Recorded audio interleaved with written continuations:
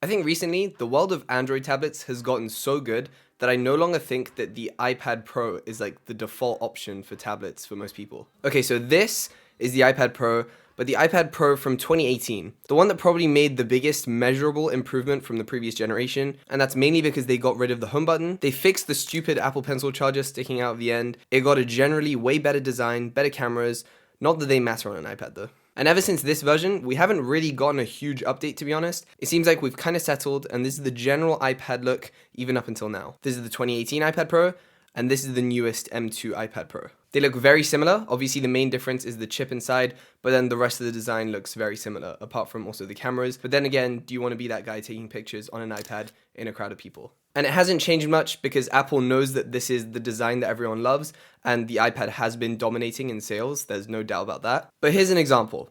Let's compare the 11-inch iPad Pro that starts at $900 here in the UK with the also 11-inch Galaxy Tab S9, which you can buy right now for $780, so a little bit cheaper.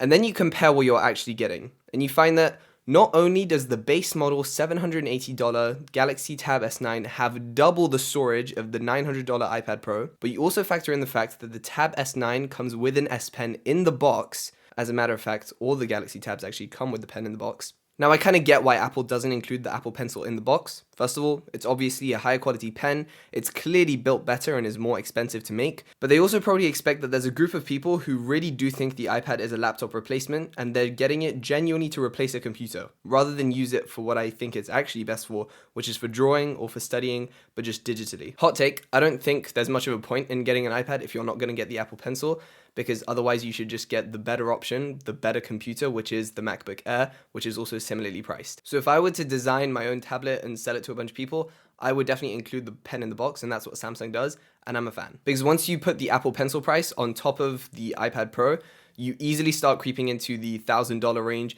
which is way higher than the Galaxy Tab S9. And there's also other comparisons we can make between the two tablets. They both have 120Hz screens. The iPad is definitely going to perform way better because it literally has the same chip as their laptops.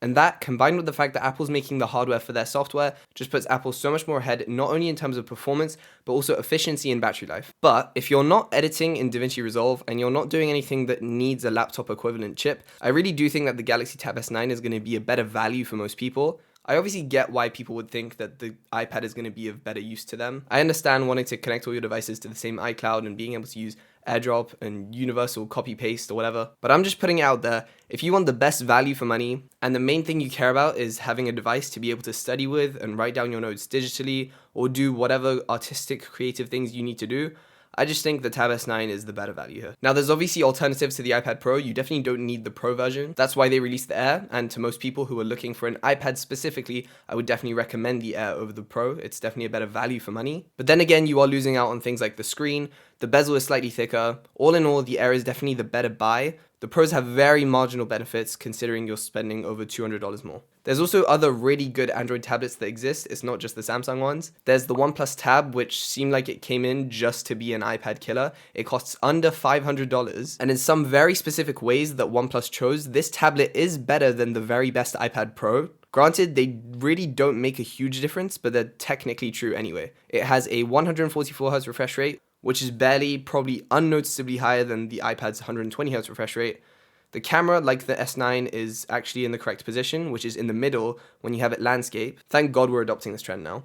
It charges faster than any iPad Pro at 67 watts. They also have a bunch of OnePlus specific software tricks, things to do with multitasking and being able to quickly open whatever app you want in split screen. Now, it doesn't come with a pen in the box, which is $100 on top of the tablet to be fair, but paying less than $600 for a tablet that does as much as the OnePlus Tab is a pretty insane deal. But that pretty much concludes this video. I just wanted to make you aware that there are a lot of good Android tablets in the world right now, and they all offer insane values. The iPad is definitely not the only option anymore. I love that we're pushing the prices of these tablets to be lower and lower, and hopefully in 2024 we see the Android tablets take a decent chunk of the market for tablets. So huge thanks for watching this video, hope you enjoyed or found it useful, and I'll catch you guys in the next one.